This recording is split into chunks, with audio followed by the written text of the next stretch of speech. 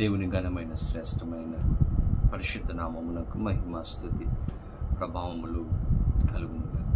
బాగున్నారా? దేవుని బిడ్డలారా, మరి నూతన దినాన్ని పరిశుద్ధ ఆత్మదేవుడు మనకు అనుగ్రహించి ఉన్నారు. ఈ నూతన దినములో ఒక అద్భుతమైన వాగ్దానము ద్వారా దేవాది దేవుడు మనతో మాట్లాడాలని ప్రభు ఆశపడుతూ ఉన్నారు. మీరు కూడా సిద్ధంగా ఉన్నారా? దేవుని వాగ్దానం పొందుకోవడానికి ప్రార్థన చేసుకుని ఇద్దరు ప్రభు సిద్ధపరిచిన వాగ్దానమును ప్రార్థన కొరకు పొందుకున్నాం. తలలో ఉంచిన ప్రార్థన. పరిశుద్ధుడనే కొందనాలు స్తోత్రాలు. ఉదయకాల సమయంలో మేమందరము తండ్రిని సన్నిధికి వచ్చి ఉండగా మాతో మీరు మాట్లాడి మమ్మల్ని దర్శించి మరి ఆస్వాదించి నీ కృపలో భద్రపరచమని యేసు నామమున అడిగి వేడుకొనొచ్చు ఉన్నాము మా పరమ తండ్రి. ఆమేన్. ఈ దినం దేవుని వాగ్దానం చదువుకుందాం. బైబిల్ గ్రంథాలు తెరవండి. యోహాను సువార్త 20వ అధ్యాయము 19వ వచనమును చదువుకుందాం. మీకు సమాధానము కలుగునుగాక. ఆమేన్. చక్కని వాగ్దానం. దేవుని బిడ్డలారా, ప్రభు అంటూ ఉన్నారు, ఈరోజు మీకు సమాధానము. ఈరోజు చాలామంది జీవితాలలో సమాధానము లేనటువంటి పరిస్థితులు మనం గమనించగలం. కుటుంబాలలో సమాధానము లేదు. కొంతమందికి భర్తను బట్టి సమాధానము లేదు, కొంతమందికి భార్యను బట్టి సమాధానము లేదు. దీని బిడ్డలు మరికొందరకు బిడ్డలను బట్టి సమాధానము లేనటువంటి పరిస్థితులు అనేక కుటుంబాలలో మనం గమనించగలం. చాలామంది జీవితాలలో సమాధానము కుదువుగా ఉంది. చాలామంది సమాధానం కోసం ఎక్కడెక్కడో వెతుకుతూ ఉంచి ఉన్నారు. కానీ వాక్యం చెబుతూ ఉంది, సమాధానం అనుగ్రహించే గొప్ప దేవుడుగా ఆయన ఉంచి ఉన్నాడు. యేసు ప్రభు వారు చనిపోయిన తర్వాత శిష్యులందరూ కూడా యూదులకు భయపడి ఒక గదిలో వారందరూ కూడా భయముతో ఉన్నప్పుడు, ఒక ఆందోళనతో ఉన్నప్పుడు, కలవరముతో ఉన్నప్పుడు ప్రభు వారి మధ్యకు వచ్చి ప్రభు పలుకుతున్నటువంటి మాటలు, మీకు సమాధానము కలుగునుగా. ఎంత అద్భుతమైనటువంటి దేవుడు!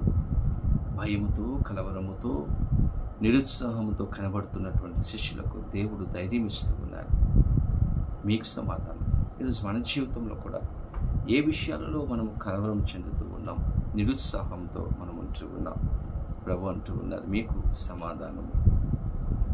బైబిల్ గ్రంథంలో మనం చూస్తే నయమాను అనేటువంటి వ్యక్తిని మనం గమనిస్తాం. రాజుల గ్రంథంలో నయమాను అనగా ఆనందము. అతడు సిరియా దేశంలో ఒక సైన్యాధిపతి.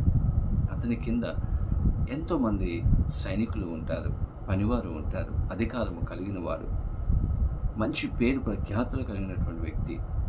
దేవుని బిడ్డలారా, తన జీవితంలో సంతోషము, సమాధానము, ఆనందము లేదు.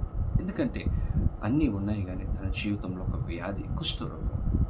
పైకి బాగానే కనబడుతున్నాడు, కానీ లోపల ఆ వేదన, అశాంతి తన జీవితంలో ఉంటూ ఉంది.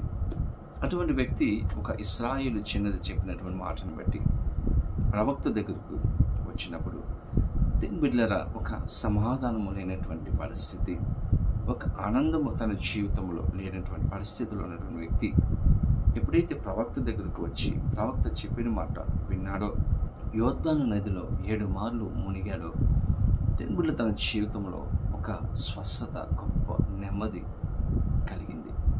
దేవుని సేవకుని యొక్క మాట వినినప్పుడు, సేవకుని దగ్గరకు వచ్చినప్పుడు, దేవుని యందు విశ్వాసం ఉంచినప్పుడు తన జీవితంలో గొప్ప సమాధానం.